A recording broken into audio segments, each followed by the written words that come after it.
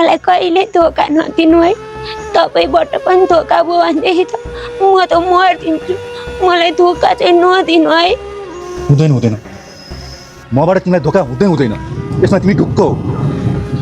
अजय के भयो? एक्लै बाटोमा बोल्दै पछि अछट के हो? छैन केही भएको छैन। बुन्दी के भयो तिमीलाई? केही भएन। मेरो बोली अर्कै सुनेर तपाईँले नचिन्नु भएको होला। केही भएन। अनि तपाईँलाई चाहिँ के भएर एक्लै बरबराएर बस्नुभयो त?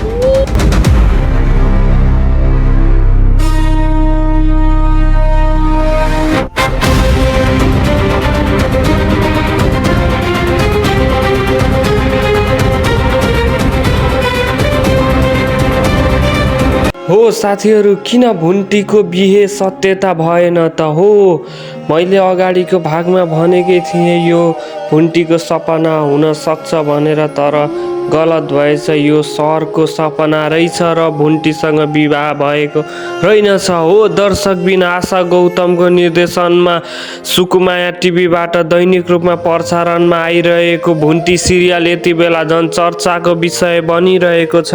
सुकुमायाले भुन्टीलाई जति पनि साथ दिइरहेकी छिन्। हो यो भुन्टीको न्यायकै लागि हो, तर हामीले आशा गरेका थियौँ अब भुन्टीको विवाह भइसकेको छ र अब भुन्टीले आज सम्पत्ति भूपेन्द्रदेखि लिएर हाँसी खुसी जिउँछन् भन्ने आशा गरेका थियौँ, तर त्यो पुरा हुन सकेन। के थाहा, भुन्टी त्यति निर्दय पनि छैनन् र आफ्नो लोग्नेलाई छोडेर अरूसँग विवाह कदापि पनि गर्ने छैनन्, किनकि हामीले भुन्टीलाई बच्चैदेखि हेर्दै आएका छौँ र भुन्टी कस्तो छिन् के छिन् भनेर हामी सबैलाई थाहा छ।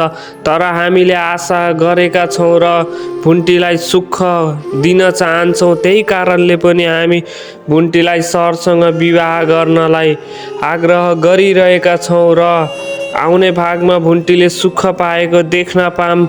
हस्त म आज यति भन्दै बिदा हुन चाहन्छु। भिडियो मन पर्यो भने लाइक, कमेन्ट, सेयर अनि सब्सक्राइब गर्न नबिर्सिनु होला। हस्त धन्यवाद।